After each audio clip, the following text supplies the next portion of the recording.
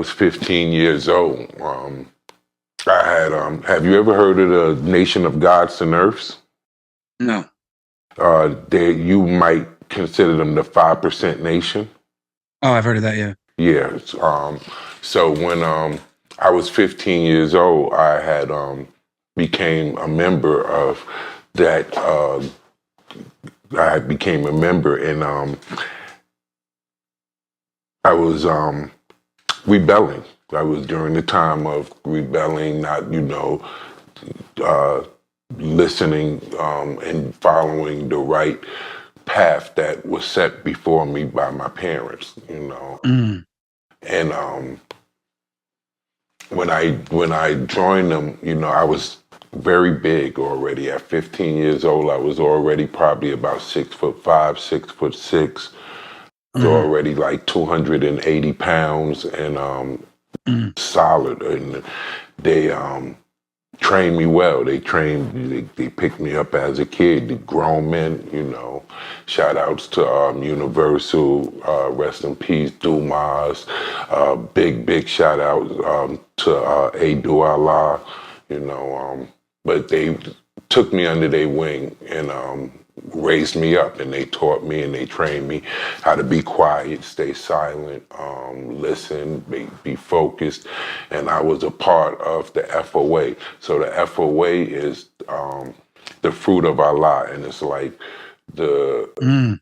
army that protects the nation of gods and earths. It would be the security part of the group. So being in the security part of the group, most of those acts you just named were God body. Rakim, Mm-hmm. Daddy Kane, Brand Nubian, Wu-Tang later, so they have every year parliaments where they come and perform and they do shows. And then when they would do shows in New York and different other places, it's the FOA that will protect them. And at that time, my enlightener at that time was the lieutenant. So I'm right up under him. So I was, and like I'm the biggest, strongest young guy. So I was right there as a child, 15 years old. No one knew who I was. These guys to this day bug out when they see me because they didn't understand that I was that young back then. Right. Yeah, but yeah, I was blessed with the opportunity of watching these guys back, protecting them on stage, doing, different things with them. So that was my introduction into the security business. Mm. So as you now working with them, was it all what you thought it to be? It was everything, your dreams of, now that you were around and now in hip hop, was it what you expected? No, not at all. And it was almost like when I met Chuck D, it was almost disappointing because I was like such a fan growing up.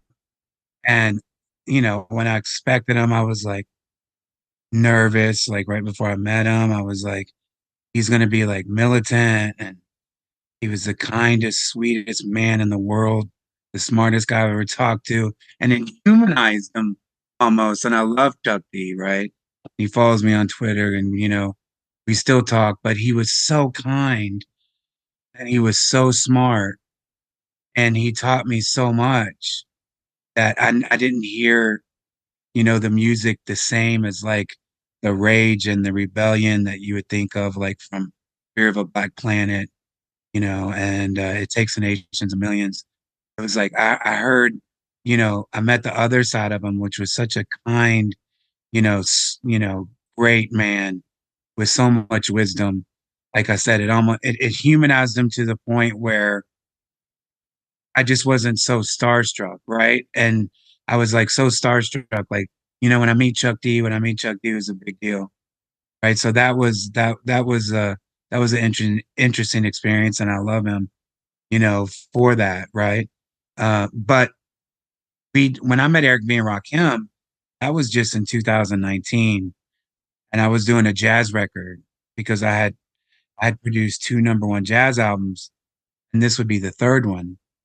And so I decided to do Follow the Leader, Eric B. and Rakim's album. I decided to do that entire album as jazz with no vocals. So where Rakim would be rapping, I would have the saxophone player mimicking, his raps, his cadences of that. And when we did the album and it came out and it went to number one, like, I mean, it came out, this is like how crazy God is and like all the stuff he's done for me. It came out on a Friday, and Sunday we were with them for a show backstage. I've never met these guys in my life. I've always been a fan. Put out the album, but the energy was so strong on that project that on Sunday I was with them. And then we ended up partnering up, remixing some of the album, adjusted some of the mixes on the album. And the record went to number one on Billboard Jazz, Rakim's first number one album. And he started to promote it because he had released a book. So he was promoting it, and we stayed on the top of the Billboard charts for 11 weeks.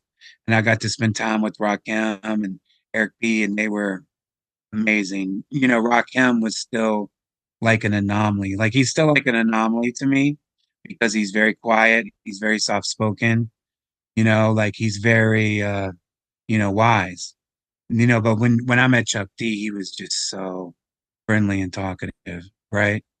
But it's been amazing to work with my heroes. It's just not quite as what I thought it would be, right? Um, but it's definitely an honor. Sometimes, like I said, I wish I never met them, so I would just hear the music the way that I did when I was a kid. When you say it wasn't what you quite thought it would be, that was financially or something else? Um, no, I wouldn't say financially because there wasn't like we weren't doing anything. Well, I guess Eric B and Rakim and I, we released the record, but it was never about the money, right? It was always about the art, and it was always about being authentic, and that's why it's worked with that kind of vibration, you know. I know. But the reason why I say disappointed is because, like, when you have your heroes, and then you meet them and they're just regular people. It's like when you meet them without their cape on and stuff, like meeting a superhero. It's just like, Yeah. oh wow, I guess they let their guard down a little bit, right? Whereas when I met Prince, I mean, he was full blown Prince, right? Like he was like, oh my gosh, you were like nervous, sweating. You know what I mean?